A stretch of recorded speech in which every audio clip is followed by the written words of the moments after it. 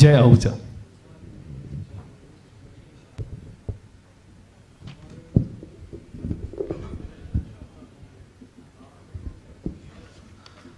सर्वप्रथम स्वागत की परंपरा को आगे बढ़ाते हुए टीम ज्ञानम की ओर से हम सबसे पहले तो भाई साहब आपका मंच पे स्वागत है, आप कृपया पधारें। और टीम ज्ञानम की ओर से मैं आदरणीय जत्ती जी महाराज को मंच पे बुलाना चाहूँगा। आदरणीय दीपक जी भाई साहब यहीं हैं, आदरणीय ज्ञानदेव आहूजा जी पधारें।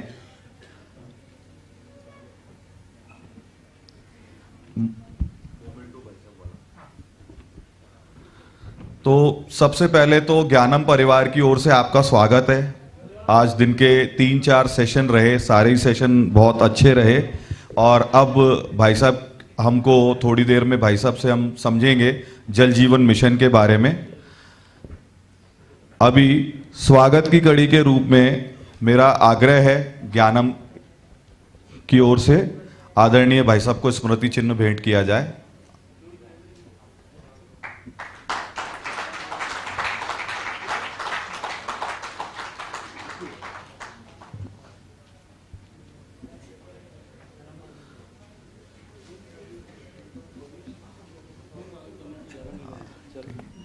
तो दादा आप कुछ लोग हैं अपने संगी साथी, कुछ अचीवर्स हैं, उनका आपके द्वारा स्वागत करवाना है।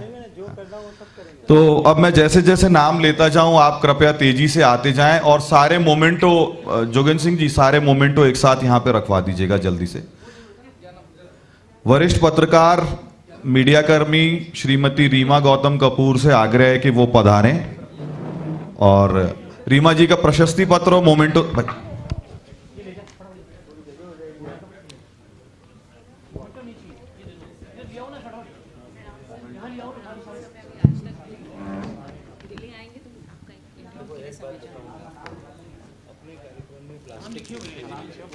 अगली बार आज के बाद हम सारे दिन भाषण देते हैं विरोध में प्लास्टिक सिग्नल पॉलिथीन हटा के।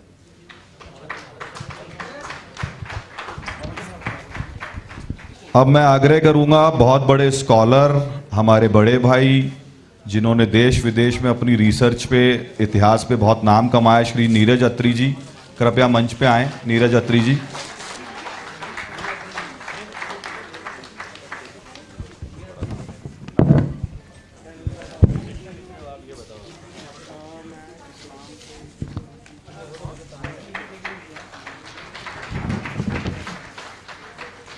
मेरे छोटे भाई और भारत में आदिवासी क्षेत्र में घर वापसी का बहुत बड़ा चेहरा, जिनके पिताजी ने भी इस कर्म से बहुत पुण्य कमाया, श्री प्रबल प्रताप सिंह जूदेव, जसपुर छत्तीसगढ़ से।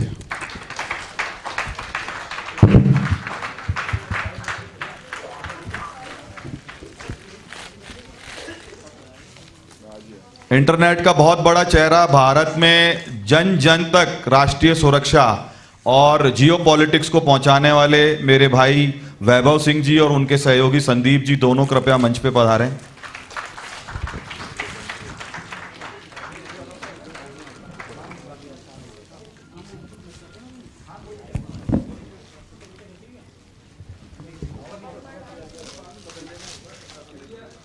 मेरे छोटे भाई शक्ति शरद जी, स्काईलाइन ट्रैवल्स के मालिक, जो इंटरनेशनल ट्रैवलिंग में आज भारत का बहुत बड़ा नाम है, उनके साथ में आदरणीय मटियारी जी भी पधारे मंच पे।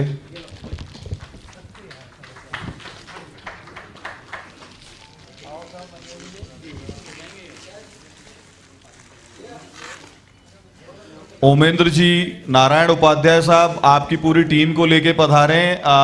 धर्मांश फाउंडेशन के सदस्यों के नाते आप सब कृपया तुरंत मंच पे आए, तेजी से, एक सेकंड भी वेस्ट ना करें। अभी आप ही का सम्मान होगा साहब, आप पधारे हैं, बिना कुछ लिए आ जाएं जल्दी से।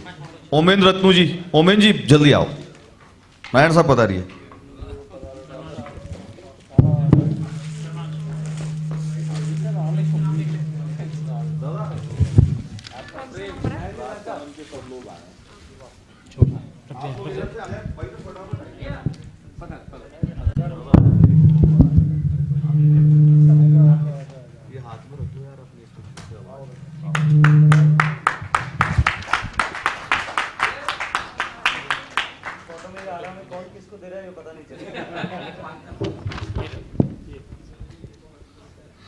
श्री प्रवीण तनेजा जी यहां पर हैं, O2 रियलिटी के डायरेक्टर, जो जयपुर शहर में बहुत जाना माना नाम है, लोगों को घर दिलाने का सपना पूरा करते हैं। आपसे आग्रह तुरंत मंच पे आएं।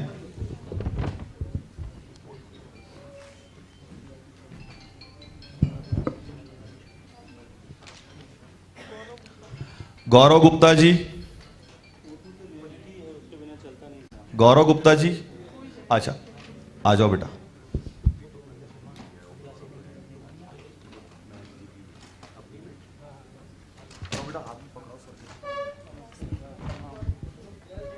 विनीत जैन क्रिएशन के ओनर श्री विनीत जैन, जिनके कारण हम हर साल ज्ञानम को बहुत अच्छे से कर पाते हैं, और इनके सहयोग के बिना ज्ञानम करना कभी भी संभव नहीं है। लगातार 4 सालों से विनीत जी हमें सहयोग कर रहे हैं। विनीत जैन क्रिएशन से। महेंद्र शर्मा जी सैथल, उद्योगपति, व्यवसायी, कृपया मंच पर आएं। इनके साथ साथ में कविराज सेठी जी और जितेश जेठानंदानी जी भी तुरंत पधारें। कविराज सेठी, जितेश जी।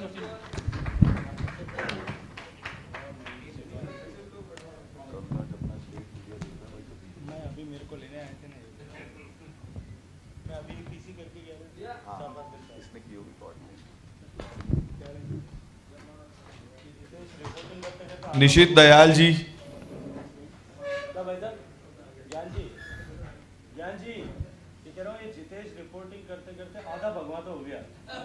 नहीं ये पूरा ही हो गया भाई साहब।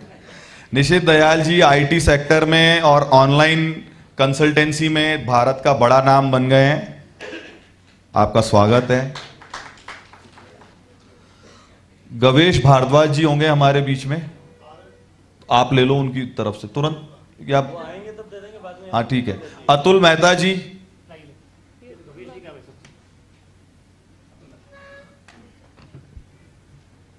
सोल क्राफ्ट के नाम से आपका स्टार्टअप है भाई साहब, और जबरदस्त काम कर रहे हैं। क्या डिग्रेडेबल शूज बना रहे हैं? हाँ। श्री विक्रम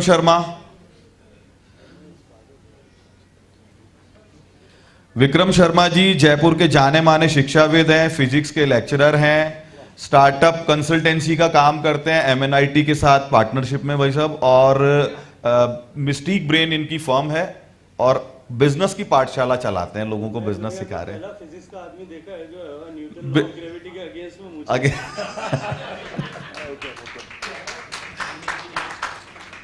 श्री दीपक टेवानी जी, ब्लूबेरी ट्रेवल्स। दीपक कहाँ है? ठीक है, थैंक यू।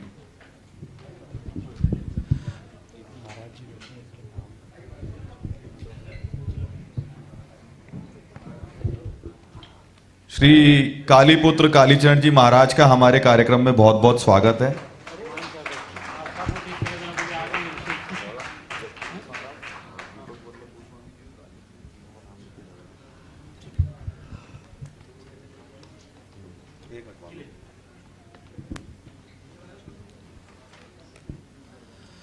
आज का आदरणीय भाई साहब को यहाँ बुलाने के लिए जो मूल विषय था हमारा, वो विषय था जल जीवन मिशन। और जब मैं दिल्ली भाई साहब से मिला तो मैंने एक आग्रह किया था कि ईस्टर्न रिवर कैनाल प्रोजेक्ट पे बहुत राजस्थान में तरह तरह के राजनीति हो रही है, और बार बार राजस्थान सरकार ये परसेप्शन मैनेज करने की कोशिश करती है कि केंद्र सरकार में के असहयोग के कारण पूर्वी राजस्थान के 12-13 जिलों में पानी का संकट है, और भारत सरकार का सहयोग नहीं मिलने के कारण ये प्रोजेक्ट नहीं हो पा रहा है। 4 साल के झूठ पाखंड तो हम इस सरकार के देख ही रहे हैं, लेकिन फिर भी उसका सत्य क्या है, उसके लिए हमारे पास इस विषय के विशेषज्ञता के लिए आदरणीय गजेंद्र सिंह जी से अधिक उपयोगी कोई दूसरा व्यक्ति है नहीं भारत में। तो आज भाई साहब का जो उद्बोधन है वो जल जीवन मिशन और ईस्टर्न कैनाल रिवर प्रोजेक्ट जो है उस पे होने वाला है, ईस्टर्न रिवर कैनाल प्रोजेक्ट पे होने वाला है। तो मेरा आदरणीय भाई साहब से आग्रह है कि सत्र को आगे बढ़ाएं, और आप सब सुनने के लिए बेताब हैं। आप कहें भाई साहब पोडियम ऊपर रखवा दें, दादा पोडियम ऊपर रखवा देते हैं ना अपन। इसमें कौन सा मुझे कोई जी जी, थैंक यू।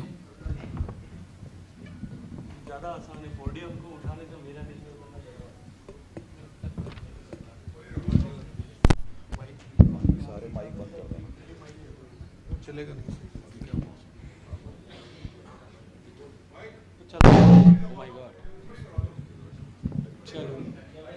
तब तो जरूरत भी नहीं थी, मुझे लगता है मैं ऊपर से भी कर सकता था, ज़्यादा ठीक रहेगा। चलिए, आध्यात्म की ओर ले जाने वाली संस्था ज्ञानम द्वारा आयोजित आज दिन भर के इस परिचर्चा के कार्यक्रम में, जहां विभिन्न विषयों पर उस विषय के विशेषज्ञों ने, दक्षता रखने वाले, प्रवीणता रखने वाले लोगों ने अपने विचार व्यक्त किए होंगे, और दिन भर जिन सब विषयों पर विचार विमर्श हुआ होगा, आध्यात्म जैसे गहन विषयों पर, गूढ़ विषयों पर जति जी महाराज और उपस्थित अन्य संत महात्माओं ने, कालीपुत्र कालीचरण जी महाराज, दीपक जी महाराज, इन सब ने, और उसके अतिरिक्त अलग अलग विभिन्न विषयों पर जो चर्चाएं हुई होगी, उसमें जिन सब लोगों ने अपने ज्ञान के आलोक से हम सब के मनोमस्तिष्क को प्रकाशित किया होगा, उसके बाद जब आप इतना सारा एब्जॉर्ब कर चुके हो, मुझे बहुत साल हो गए सामाजिक कार्यक्रमों में, राजनीतिक कार्यक्रमों में जाते हुए। अंतिम सत्र में जब सब थक जाते हैं, उसके बाद में जो अंतिम सत्र में बोलने वाला व्यक्ति होता है, उसकी दोहरी परीक्षा होती है। मैं जब मंच के नीचे होता था तो ज्ञान जी, मुझे मेरी परीक्षा ये होती थी कि अब अंतिम सत्र में बिना उबासी लिए कैसे बैठे रहना है। और मैं सबको देखता था कि मैं जो है, मेरे अड़ोस पड़ोस के लोगों को वे संघर्ष कर रहे होते हैं। जब मैं मंच के ऊपर आने लगा, सौभाग्य से वो मुझे अवसर मिलने लगा, आप सबके आशीर्वाद से, शुभकामनाओं से। अब मेरी चुनौती ये है कि मैं किस तरह से सबको उबासी लिए बिना रख सकूं। तो चुनौती तो अभी भी चल रही है, समाप्त नहीं हुई। आज इस कार्यक्रम में हम सब के बीच उपस्थित आदरणीय ज्ञानदेव जी, आदरणीय मतिहारी जी, मेरे छोटे भाई जय, और उपस्थित सभी देवियों सज्जनों, मुझे लगता है कि जिस शीर्षक के साथ में, जिस प्लेटफॉर्म पर यह कार्यक्रम हो रहा है, वहाँ आज का विषय कहीं थोड़ा सा ऑड मैन आउटसाइड टाइप है। लेकिन हम सब जानते हैं कि हमारे ऋषियों ने, मनीषियों ने इस बात को आज से हजारों हजार साल पहले स्वीकार कर लिया था, पहचान लिया था कि जल जीवन का आधार है, और जल के बिना किसी भी तरह के जीवन की कल्पना नहीं की जा सकती। वैदिक वांग्मय से लेकर के औपनिषदिक काल में, पौराणिक काल में, और उसके बाद के भारत में भी, जब दुनिया ज्ञान का कगहरा भी नहीं सीख पाई थी, तब हमने कंप्लीट वाटर साइकिल को हजारों साल से इलिस्ट्रेट करके, चित्र बना करके और दुनिया के सामने रखा था। हमारे ऋषियों मनीषियों ने पानी का जो कंप्लीट वाटर साइकिल है, उसके हर एक अंग उपांग की विस्तार से व्याख्या भी की थी। वेद की ऋचाओं से लेकर के पुराणों में, उपनिषदों में इस बारे में विस्तार से उल्लेख भी किया गया था। जल के साथ, जल संसाधनों के साथ में किस तरह का व्यवहार किया जाए, उनकी शुचिता, पवित्रता, अविरलता, अक्षुण्णता बनी रहे, इसको लेकर के हमें किस तरह से उनके साथ में आचरण करना है, कितना उपभोग करना है, और कितने उपभोग का हमारा अधिकार है, इसके बारे में भी विस्तार से उल्लेख किया गया था। यहां तक कि हमारे ऋषियों मनीषियों ने इस बात की भी कल्पना की थी कि ये प्रकृति के सभी घटक, जिनमें जल भी एक है, हम इनके मालिक नहीं है, अधिकारी नहीं है। We are custodians. हम उपभोग करता नहीं है, हम सिर्फ एक ट्रस्टी के नाते व्यवहार कर सकने मात्र का अधिकार रखते हैं। और हमारे ऋषियों मनीषियों ने सामान्य मानवी को इस विषय को समझाने के लिए, सामान्य मानवी को इस विषय के साथ में जोड़ने के लिए धर्म के ऋजु का सहारा लिया, धर्म की रस्सी का सहारा लिया, और इस विषय को, इन सारे विषयों को धर्म के साथ में जोड़ा। धर्म के साथ में जोड़ने का प्रभाव यह हुआ कि सामान्य मानवी ने जो देता है उसे देवता मानने की कल्पना की। नदियां हमें जल देती हैं, जल जीवन का आधार है। हमारे सारे जलाशय, जल के जितने भी संसाधन हैं, जितने भी स्रोत हैं, वो सबको कहीं ना कहीं किसी न किसी रूप में, देव के रूप में, देवी के रूप में, मां के रूप में पूजा गया। समुद्र से लेकर के बादलों तक हर एक को कहीं ना कहीं धर्म के रिजू के साथ में बांधा गया। और केवल जल तत्व ही नहीं, भूमि को, वृक्ष को, वृक्ष में भी जो वृक्ष सबसे सर्वाधिक औषधीय गुण का है, उसको सर्वाधिक महत्व की ऐसी उपाधि, हमारे महत्व की व्यवस्था हमारे ऋषियों मनीषियों ने दी और समाज ने उसे स्वीकार भी किया। यहां तक कि जो गाय हमें दूध देती है उसको भी कपिला के रूप में, उसको गौ माता के रूप में पूजने का विधान किया गया। माता पिता जीवन देते हैं, संरक्षण देते हैं, उन्हें देव के बराबर और देव के तुल्य, उससे भी ऊपर का दर्जा दिया गया। गुरु को ईश्वर से भी ऊपर माना गया, क्योंकि वो ज्ञान के आलोक से प्रकाशित कर हमारे जीवन को परिवर्तित करके मनुष्य के जीवन के मूल उद्देश्य की प्रतिपूर्ति के दिशा में हमें लेकर के जाते हैं। उसे भगवान से भी बड़ा दर्जा दिया गया। जो कुछ देता था उसे देवता मानने के इस क्रम में जो धर्म के रास्ते से हमें सिखाया, पीढ़ी दर पीढ़ी, बिना किसी लिखित कानून के, बिना किसी व्यवस्था के, पीढ़ी दर पीढ़ी ये ज्ञान हस्तांतरित होता था। और हस्तांतरण के माध्यम से प्राकृतिक तत्व के, प्रकृति के घटक, पंच महाभूतों की रक्षा, सुरक्षा समाज का हर एक व्यक्ति अपना नैसर्गिक दायित्व, धार्मिक कर्तव्य और आचरण मान करके करता था। लेकिन कालांतर में जैसे जैसे धर्म का दंड कमजोर हुआ, भोगवादी संस्कृति जिस तरह से हम सब के ऊपर हावी हुई, उसका परिणाम यह हुआ कि जिस देश में जल को जगदीश मानने की परंपरा थी, वहां आज दुनिया के सबसे ज्यादा कंटेमिनेटेड वाटर रिसोर्सेज हैं। और आज एक बहुत बड़ा संकट पूरे विश्व के सामने भी है, और विश्व के सामने जितना बड़ा संकट है उससे कई गुना संकट भारत के सामने भी है, क्योंकि हमारे पास देश की लगभग 18% आबादी है, देश की 20% कैटल पॉपुलेशन, और उसके सामने, उसके सापेक्ष केवल 4% विश्व का जल हमारे पास में। और हमारी चुनौती और भी बड़ी गंभीर चुनौती इसलिए है क्योंकि हमारी आबादी बहुत तेजी के साथ में बढ़ रही।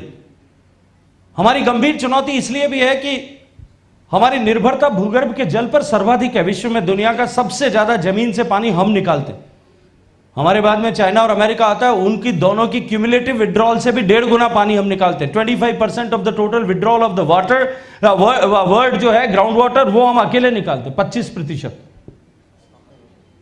हमारी चुनौती और भी बड़ी है कि हमारी नदियां जो हैं, अधिकांश नदियां, केवल हिमालय बेसिन की नदियों के अलावा बाकी सारी की सारी नदियां, 90% of our basins are rainfed basin. हमारी चुनौती और भी बड़ी इसलिए है कि हमारा जियो स्पेशियल वेरिएशन जो है वो बहुत भारी है। जहां एक तरफ पूर्वोत्तर भारत में, मेघालय में, चेरापूंजी में 11,000 मिलीमीटर बरसात होती है। मैं जहां से आता हूं यहां से 350 किलोमीटर पश्चिम में चले जाइए, 100-150 मिलीमीटर बरसात भी हमारे लिए एक खुशी का कारक हो सकती है, अच्छे मानसून का कारक हो सकती है। इतना जियो स्पेशियल वेरिएशन है। हमारी और भी चुनौती इसलिए बड़ी है क्योंकि अर्बनाइजेशन बहुत तेजी से बढ़ रहा है। हमारी और भी बड़ी चुनौती इसलिए है क्योंकि हमारी अर्थव्यवस्था तेजी के साथ में विकसित हो रही है, और अर्थव्यवस्था के विकास के साथ में जल की आवश्यकता उसी तरह से बढ़ेगी। हमारी चुनौती और भी बड़ी इसलिए है कि क्लाइमेट चेंज जो है वो हमारे दरवाजे को खटखटा रहा है। मित्रों, हम विश्व में जितने भी लोग हैं, हम इस विज्ञान के सहारे पर प्रकृति को थामने चले थे। वैज्ञानिकों के आधार पर, वैज्ञानिकों की ताकत के आधार पर, उनकी बौद्धिक क्षमता के आधार पर हम उसे काबू करने के लिए चले थे। लेकिन प्रकृति ने जब अपना स्वरूप दिखाया, थोड़ी सी हलचल हुई। आज दुनिया में अगर सबसे ज्यादा डरी हुई फ्रेटर्निटी कोई है तो वो एनवायरमेंट साइंस के लोग हैं। क्योंकि जिस तरह से रेनफॉल पैटर्न चेंज हो रहा है, टेम्परेचर बढ़ रहा है, ग्लेशियर्स मेल्ट हो रहे हैं, समुद्रों का स्तर बढ़ रहा है, बरसात का क्रम बदल रहा है, धरती का तापमान बढ़ रहा है, इस सब के कारण से इतनी भयानक चुनौतियां हम सबको सामने दिखाई दे रही।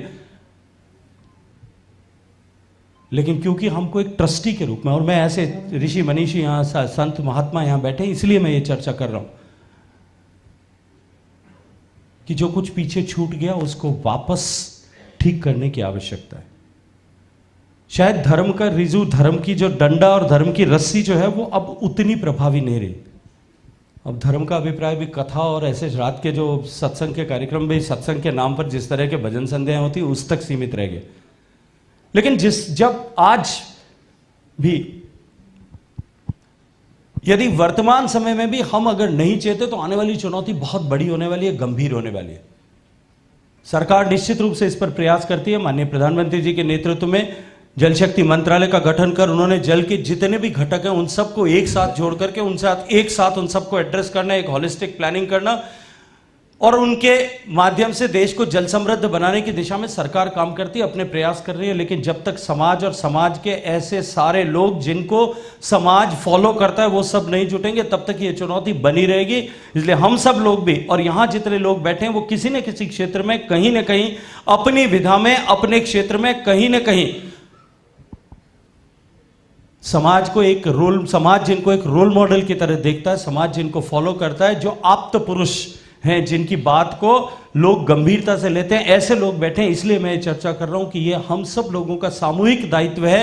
It's a cumulative responsibility for everyone of us and everyone like us in the country कि हम इस विषय को, समाज को समझाने और चेतना को जागृत करने, उनके व्यवहार में परिवर्तन करने के लिए काम करें।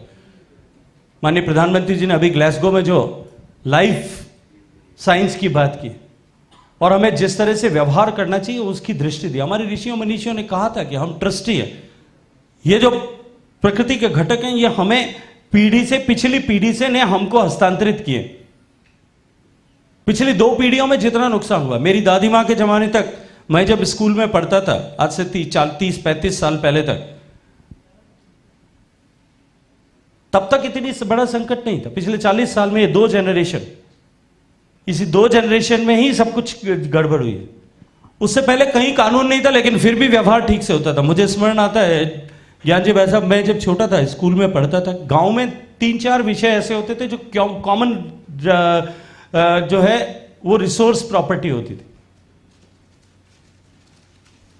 एक गांव का तालाब, एक तालाब का जो कैचमेंट एरिया है, अगोर, एक ओरण जहां से सूखी लकड़ी मिलती है, अरण्य वन का अपभ्रंश, और एक गौचर जहां दे गाय जो है गांव की गायें जहां चरने के लिए जाती थी। वो कॉमन प्रॉपर्टी थी, कोई उस पर अतिक्रमण नहीं करता था, कोई उस पर किसी तरह से उसके साथ दुर्व्यवहार नहीं करता। मुझे याद आता, मैं स्कूल में पढ़ता था, स्कूल की छुट्टी हुई थी, घर आया था।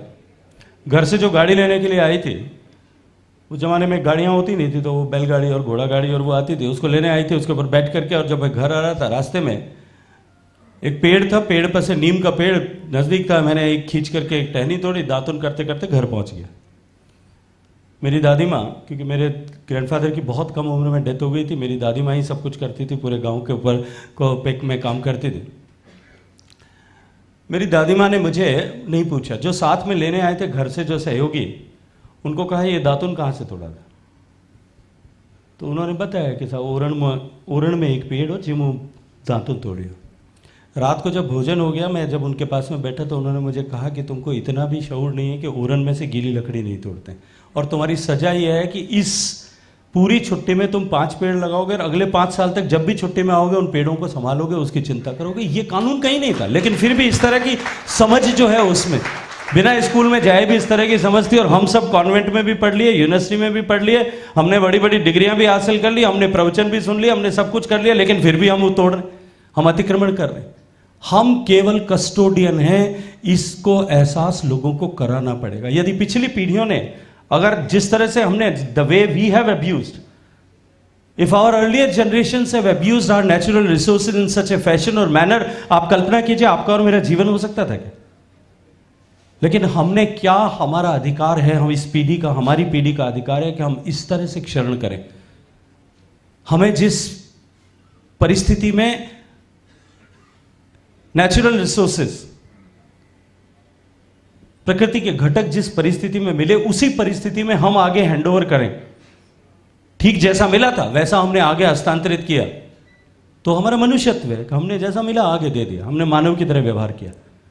यदि हम उससे बेहतर करके देंगे तो शायद देवत्व होगा कि हमने उससे सुधार करके जैसे मिला था उसमें अच्छा करके और हमने आने वाली पीढ़ी को दिया, हमने कुछ अपनी तरफ से उसमें एड ऑन किया। लेकिन यदि हम उसको क्षरण करके, नुकसान पहुंचा करके, खराब करके देंगे, जो हम सब कर रहे हैं, जाने में कर रहे हैं, अनजाने में कर रहे हैं, तो हम कहीं ना कहीं अमानत में खयानत के दोषी होंगे, हमको हिसाब देना पड़ेगा। ये चेतना इस चेतना का जागरण समाज के युवा वर्ग में करने की जिम्मेदारी समाज के ऐसे लोगों की है।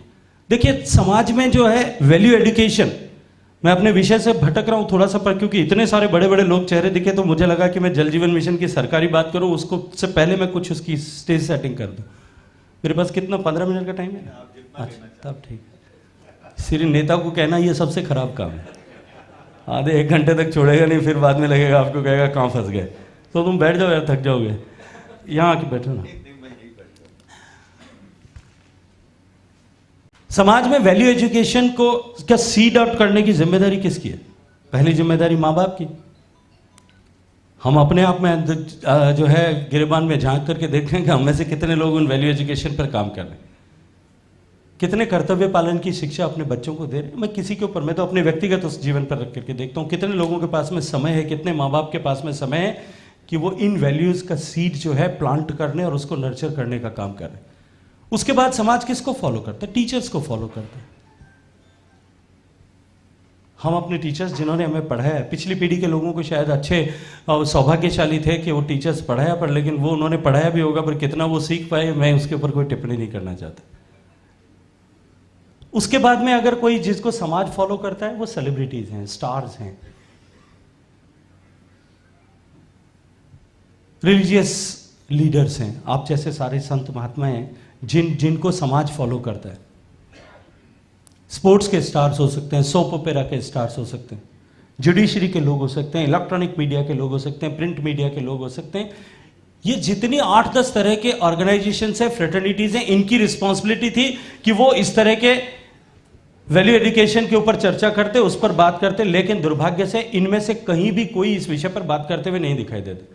परिवार में भी अगर 2 बच्चे हों, मैं देखता हूं क्योंकि मुझे सामाजिक क्षेत्र में काम करते हुए लगभग 3 दशक से ज़्यादा हो गए कि परिवार में भी किसी के 2-3 बेटे हैं, एक बेचारा एक जो है ठीक ठाक है, समझदार से काम करता है, जितना उसको मिलता है उतने पे काम करता है, और दूसरा अगर कुछ जुगाड़ी है, 8वीं क्लास में पढ़ता है, मास्टर जी को एक छाछ की थैली बोतल पकड़ा करके आ जाए और 5 नंबर ना ज़्यादा ले आए तो पिताजी कहेंगे वो तुम्हारे भोले है, वो ठीक है जो 5 नंबर ले आए, 5 नंबर ज़्यादा लेके आ गया।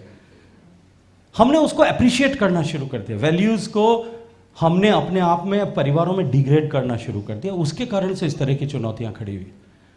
लेकिन इस सब के बारे में लोगों को वापस जागृत करने की जिम्मेदारी भी यहाँ बैठे हुए और हम जैसे लोगों की है। समाज में हम ही लोगों को इसके लिए काम करना पड़ेगा। जल का विषय जो इतना महत्वपूर्ण है, जल के संचय, जल के संरक्षण, संरक्षित किए हुए जल का ठीक से उपभोग किए हुए जल को भी हम वापस रिसाइकल करके रीयूज करें, इसके लिए हम सबको अब कन्विक्शन के साथ में काम करना पड़ेगा।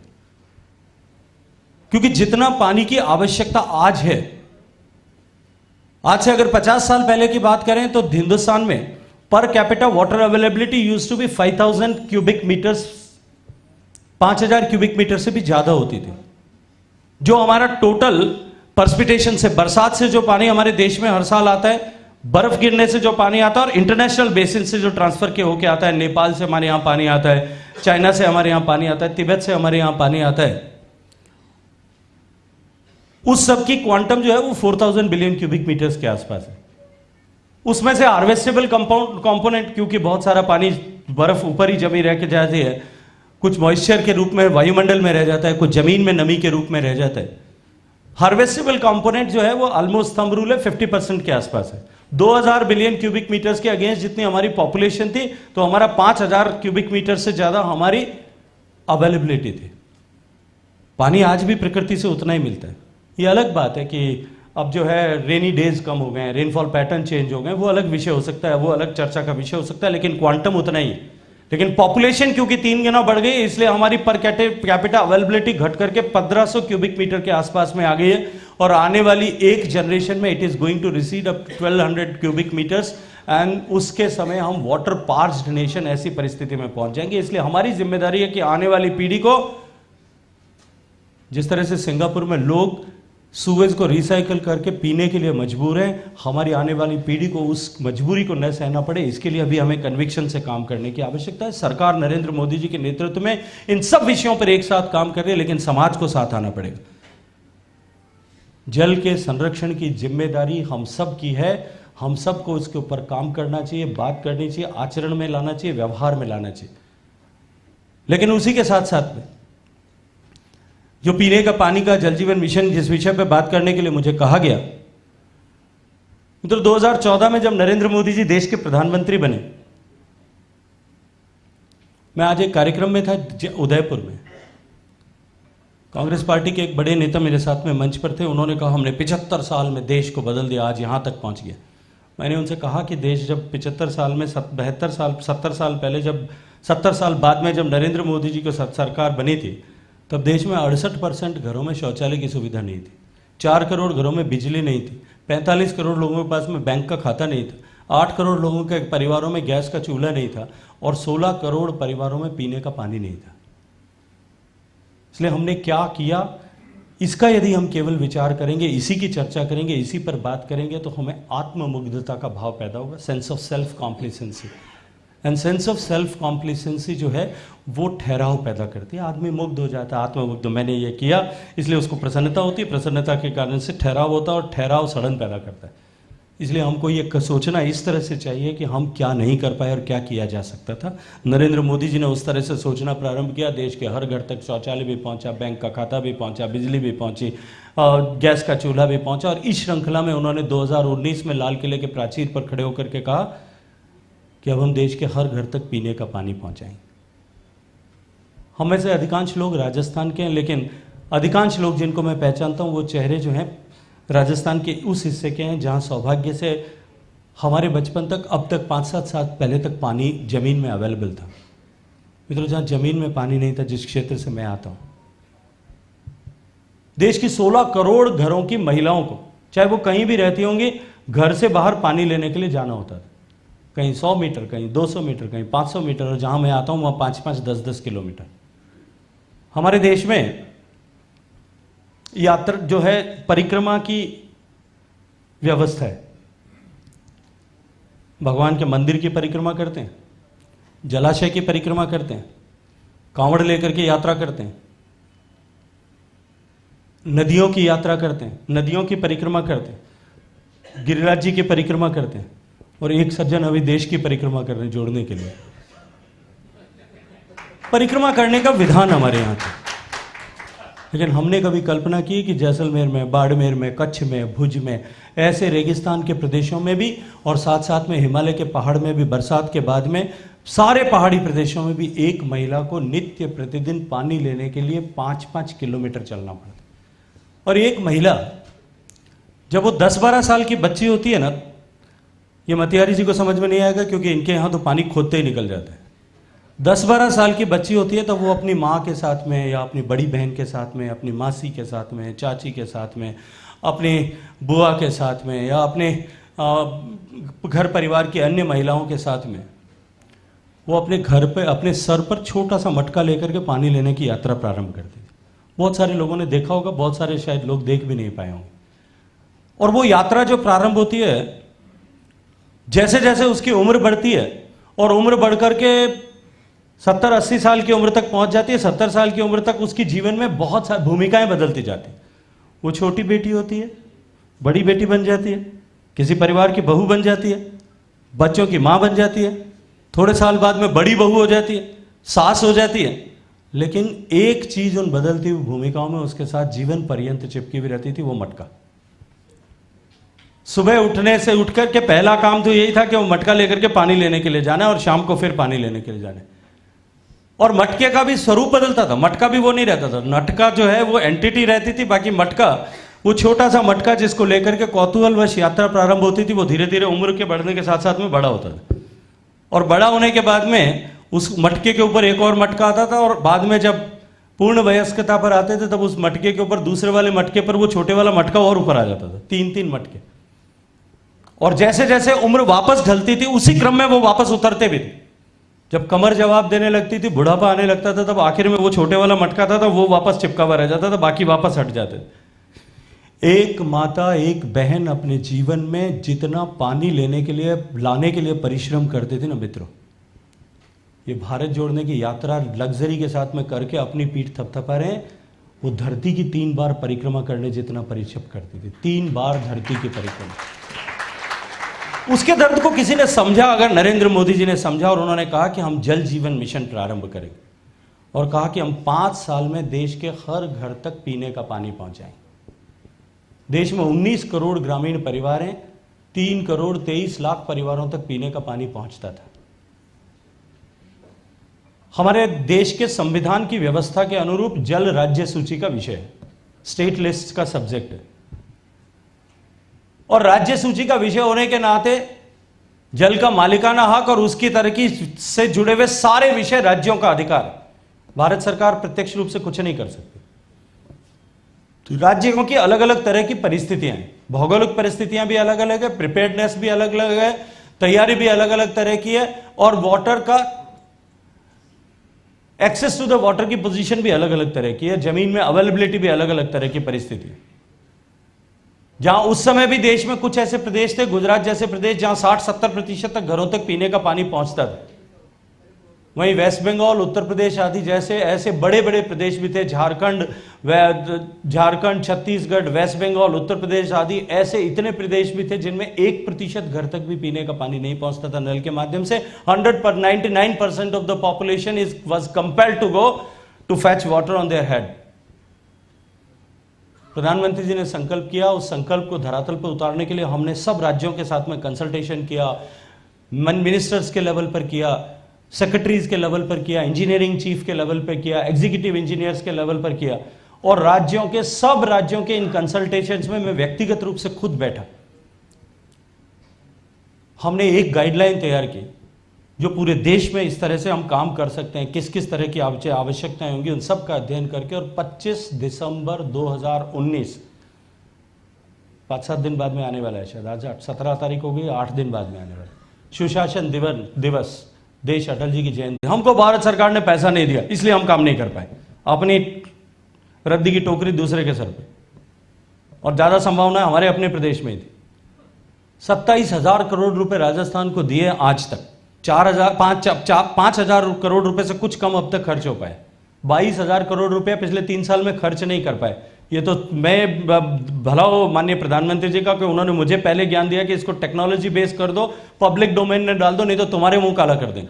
अब मेरा मुंह काला नहीं कर सकते, ये नहीं कह सकते कि मैंने पैसा नहीं दिया। पब्लिक उनसे सवाल पूछती है, और मैं आपसे कहूंगा कि आप भी सवाल पूछिएगा कि क्यों नहीं कर पाए। जब देश 40% ग्रो कर सकता था, राजस्थान 20% क्यों ग्रो कर पाए?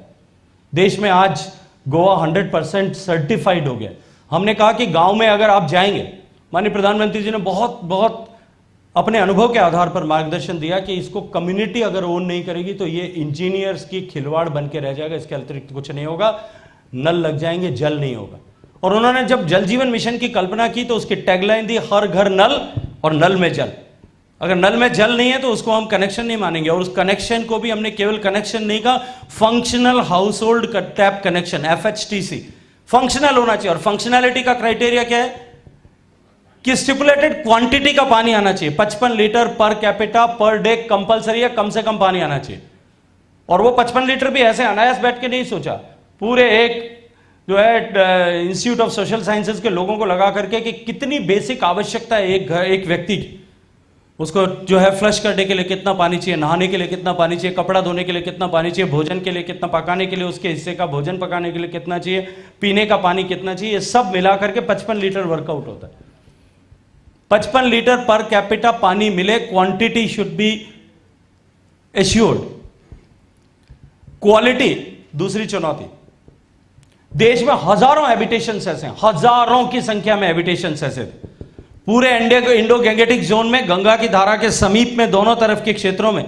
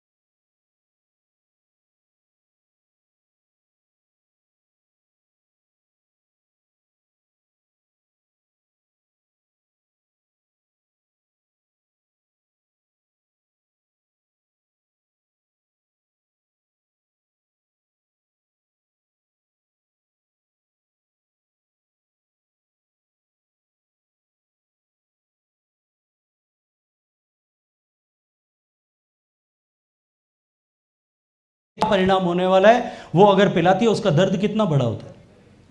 इसलिए क्वालिटी शुड बी एश्योर्ड, और क्वालिटी के लिए सिर्फ बात करने से एश्योरेंस नहीं हो सकता था। हमने 2000 से ज़्यादा देश में लेबोरेटरीज बनाई, और सीखा कहाँ से? जब देश में कोरोना की आपदा आई, हम सब जानते हैं, हमने सुना होगा कि केवल एक लेबोरेटरी थी हिंदुस्तान में जहाँ कोविड टेस्ट हो सकता था, national institute of virology Pune. इसके अलावा कोई टेस्टिंग फैसिलिटी नहीं थी। लेकिन मोदी जी ने ताकत के साथ में काम किया, देश में हज़ारों की संख्या में लेबोरेटरीज बनाई, और केवल लेबोरेटरीज नहीं बनाई, साथ में एक कोविन प्लेटफॉर्म बनाया कि उसी प्लेटफॉर्म से रिपोर्ट्स जनरेट होंगे। आप चाहे कहीं भी देश के किसी भी कोने में जाकर के इलाज का जो है अपना टेस्ट करा लीजिए, रिपोर्ट एक ही जगह से जनरेट होगी, ताकि एक रिपोजिटरी रहे सब जगह की, सबकी सूचना वहां रहनी चाहिए कि वहां पे जो है किसको कोविड है और उसकी ऑथेंटिसिटी बनी रहे। हमने उससे सीखा, और हमने कहा कि हम भी एक इसी तरह का स्ट्रक्चर बनाएंगे, NABL एक्रेडिटेड लेबोरेटरीज बनाएंगे, एक क्वालिटी प्लेटफॉर्म बनाया, उस प्लेटफॉर्म से सबको लिंक किया, और हमने देश में 2000 एक्रेडिटेड लेबोरेटरी बनाने की कल्पना की और उसको साकार भी किया।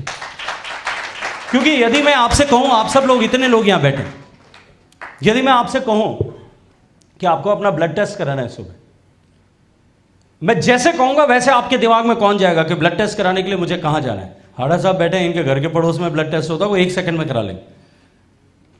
कि सबको, अधिकांश लोगों को पता होगा कि टेलीफोन करने से कौन आदमी आएगा सुबह जो सैंपल लेकर के जाएगा, या नियरेस्ट क्लिनिक कहां है, पैथोलॉजिकल लैब कहां है, उसके ऊपर डॉक्टर लाल्स के यहाँ जाना है या किसके यहाँ जाना है, वो उसको पता है कि मेरे क्लोजेस्ट विसिनिटी में कहां मुझे जाकर के टेस्ट कराना है। लेकिन मैं ये कहूं कि आपके जीवन के लिए जो सबसे क्रिटिकल एलिमेंट है पानी, उसका टेस्ट कराना है, आप कहां कराएंगे? क्योंकि व्यवस्था नहीं है, क्योंकि इस तरह की सोच नहीं था, इसलिए हमको सबको घरों में RO लगाने के लिए मजबूर होना पड़ा, 0 भी फिल्टर लगाने के लिए मजबूर होना पड़ा। आप सबके घर में लगा हुआ है। लेकिन मैं एक बात आपसे पूछता हूं कि वो जो कैंट का RO आपने लगाया, किसी की शक्ल देख करके लगा दिया कि हेमा मालिनी जी ने एडवर्टाइज किया है इसलिए हमने लगा दिया कि शुद्ध ही पानी होता होगा, उसकी क्या गारंटी है? उसकी जो कार्ट्रिज है, अगर जो AMC वाला आया होगा उसने चेंज कर दी होगी, वो कार्ट्रिज लगाना ही भूल गया होगा, फिर भी आप खुश होकर के कॉन्फिडेंस के साथ पानी पी रहे हो कि साहब अभी तो ये जो है हेमा मालिनी का सर्टिफाइड है इसलिए मैं इसको पी रही हूं, अच्छा पानी आ रहा होगा। कोई किसी तरह का कोई व्यवस्था नहीं थी। हमने लेबोरेटरीज का जाल बिछाया। लेकिन मैं ये जानता हूं कि गांव में रहने वाली महिला कभी लेबोरेटरी तक आके पानी पहुंच के टेस्ट कराएगी, ऐसा कभी नहीं होगा। बहुत साल लगेंगे शायद, उसके लिए मेरी अगली जनरेशन तक इंतजार करना पड़ेगा। तब हमने अपने स्टार्टअप्स को लगा करके हैंडल टेस्टिंग डिवाइसेस डेवलप कराए। और आपको जान करके प्रसन्नता होगी मित्रों कि देश में 2.5 लाख पंचायतें हैं। मैं 15 लाख महिलाओं को ट्रेन कर चुका हूं, देश में 15 लाख गांव की महिलाओं को, जो उस हैंडल डिवाइस से अपने पानी को टेस्ट करती हैं, अपने पानी को टेस्ट करती हैं, अपने गांव के पानी को साल में, महीने में 4 बार, 10 बार, 5 बार, दिन जितनी बार चाहें उतनी बार टेस्ट कर सकती हैं। और अभी मैंने उसको भी, उसका जो रिजल्ट है उसको भी सिर्फ वो अपने मोबाइल फोन से कैप्चर करे, ऑटोमेटिकली जो है एक ऐप के माध्यम से वो उस सेंट्रल रिपोजिटरी में जाकर के वो डेटा दर रजिस्टर हो जाएगा। लेकिन मुझे पता था कि यहां तक भी नहीं होगा, आने वाले समय में तकनीकी का युग आ रहा है, IoT बेस्ड सिस्टम बनना चाहिए। मैं 2019 में जब इसको खोज रहा था तो इजराइल गया, डेनमार्क गया, स्कैंडिनेवियन कंट्रीज में गया, मैंने पता किया कि कैसे मुझे कहां मिल सकता है। बहुत सारे सेंसर बेस्ड डिवाइसेस मुझे बहुत सारी बड़ी बड़ी कंपनियों ने ऑफर किए, लेकिन वो इतने महंगे थे कि मित्रों मुझे लगा कि इसमें तो मेरे जल जीवन मिशन का आधा पैसा फूक जाएगा। और भारत जितनी मैग्निमिटी के साथ में काम करना, 16 करोड़ घरों तक पानी पहुंचाना, दुनिया के ऊपर के 8-10 देश छोड़ दीजिए, 8 देश, उसके अलावा किसी देश की पॉपुलेशन भी 16 करोड़ नहीं। मैंने अपने युवाओं पर भरोसा किया, एक स्टार्टअप किया, स्टार्टअप्स का एक हैकेथॉन किया, और मैंने उनसे कहा कि मुझे इस तरह की sensor based IoT based device बना करके दीजिए। मुझे खुशी है कि 200 से ज़्यादा स्टार्टअप्स आ गया है। हमने 20 को शॉर्टलिस्ट किया, उसमें से 4 ने कंपटीशन में अपने आप को साबित किया, 2 को हमने फाइनली अवार्ड किया, उनको बनाने का पैसा दिया, उनको रिवॉर्ड दिया, और उसके साथ साथ में उसको इम्प्लीमेंट किया। आज 1 साल से 100 से ज़्यादा जगहों पर across the length and breadth of the country 100 से ज़्यादा जगहों पर वो डिवाइसेस 1 साल से काम कर रही हैं, सक्सेसफुली काम कर रही हैं। उसकी जब आप जल जीवन मिशन का डैशबोर्ड खोलेंगे, क्वालिटी पर जो है क्लिक करेंगे, उसकी रिपोर्टिंग आप अपने यहाँ बैठे हुए देख सकते हो कि सिरोही के नारायणपुर गांव में आज कैसा पानी वितरित हुआ है, उसमें क्लोरीन का कंटेंट कितना था, उसमें कोई BOD लेवल क्या था, ये आप यहाँ बैठे बैठे चेक कर सकते। अलवर के गांव में भी थोड़े दिन बाद में आप देख पाओगे कि मेरे गांव में कैसा पानी वितरित हो रहा है, कितना पानी वितरित हुआ है, कितने प्रेशर के साथ में वितरित हुआ है। क्वालिटी को एश्योर करना, क्वांटिटी को एश्योर करना, और तीसरी चीज थी कंटिन्यूटी। प्रधानमंत्री जी ने कहा कि ऐसा नहीं है कि आज पानी मिल गया हम खुश हो गए, 7 दिन बाद में मिल रहा है, कभी 15 दिन बाद में आ रहा है, कभी 3 दिन बाद में आ रहा है। रेगुलरिटी होना चाहिए, एक रेगुलर रिदम के साथ में मिले। आज मिला है, कल उसी समय मिले। अगर आपके यहाँ ऑल्टरनेट डे मिलता है तो ऑल्टरनेट डे मिले, लेकिन मिले उसी समय में, ताकि गांव की महिला को, परिवार को यह पता है कि मुझे इस समय पानी लेने के लिए जो है अपनी व्यवस्था करनी है। घर घर तक पानी मिले, इसको इस तरह से फंक्शनैलिटी की नई डेफिनेशन के साथ में काम किया। और आज लेह लद्दाख के पहाड़ों में जहां बर्फ जो है साल में 10-11 महीने बर्फ रहती है, वहाँ नई तकनीकी के साथ में पाइप्स को किस तरह से इंसुलेट करें कि फिर भी पानी आता रहे, उसकी व्यवस्था करने से लेकर अरुणाचल में हाथियों पर ले जा करके, लोगों के कंधे पे ले जा करके 5-5 हज़ार मीटर की लाइनें हमने डाली है। 5-5 हज़ार मीटर, 5-5 किलोमीटर तक, हजारों किलोमीटर्स की लाइनें जो है हेलीकॉप्टर्स पे पाइप ले जा करके डाली। और आज मैं गर्व के साथ में कहता हूं कि हम 56% तक पहुंच गए।